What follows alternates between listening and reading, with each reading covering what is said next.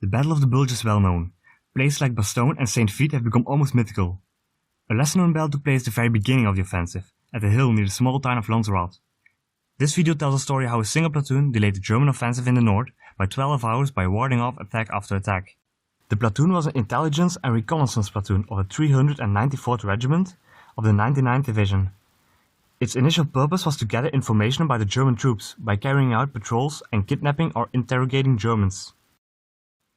But on the 10th of December they got moved to a hill above Lanzerath with the order to defend a road between the 99th and 106th Division, because there was a vulnerable gap in the Allied lines.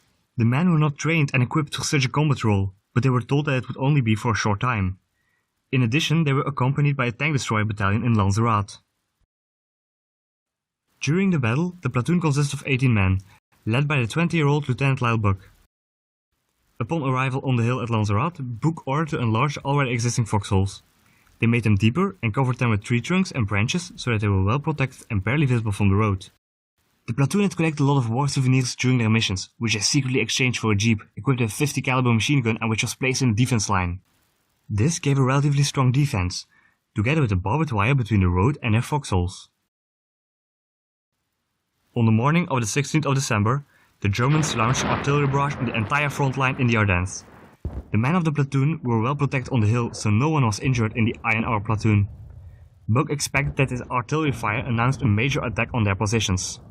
The artillery barrage ended just 90 minutes later, and the platoon saw tank destroyers in the village of Lanzerath moving to the road. They had been ordered to leave the village and drive to Manderveld, another small village, to regroup with all the tank destroyers.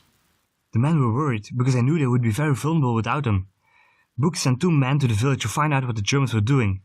But when they installed themselves in a house, it appeared that the Germans were already in the village. Buck sent 2 other men to relieve the first 2, but they could not reach them and were later captured. The 2 men in the village were luckier and could reach the peloton again. The Germans they were facing belonged to the Fallschirmjäger, German airborne troops who were recognizable by their typically shorter helmets. They were with about 500 and their mission was to be the forerunner of Kampfgruppe Peiper. They had to take the first villages and roads, so that the tanks of Peiper could advance smoothly. The Fallschirmjäger were supposed to be elite troops, but at this moment in the war and because of losses earlier in the war, these troops were poorly equipped and prepared for this task. Most had hardly any experience in the war. While the Americans were bracing themselves in their positions, the Germans continued on the road. Buck made his men wait for the right moment. He wanted to surprise the Germans when they were close enough. They aimed at some Germans who looked like the commanders. Buck wanted to give the signal to fire, but at that moment a young girl came out of one of the houses and walked towards the Germans. Buck didn't want to hit the girl, so he waited. The girl, however, pointed towards the forest where the Americans were located. Buck's surprise failed when the commander gave a signal on which all the Germans sought cover in the ditches. Unexpectedly, a jeep arrived, and the 4 artillery observers that were in it offered to help the platoon. With these extra men, there were now 22 GIs against around 500 Germans. The Germans attacked at 10:30 am. Strangely enough, they didn't try to attack the Americans from the side, what would have been a more logical choice from tactical perspective, but they just shot and walked upright in front at their positions. The Americans could easily hit the Germans on the open hill and shot one after the other with their M1s.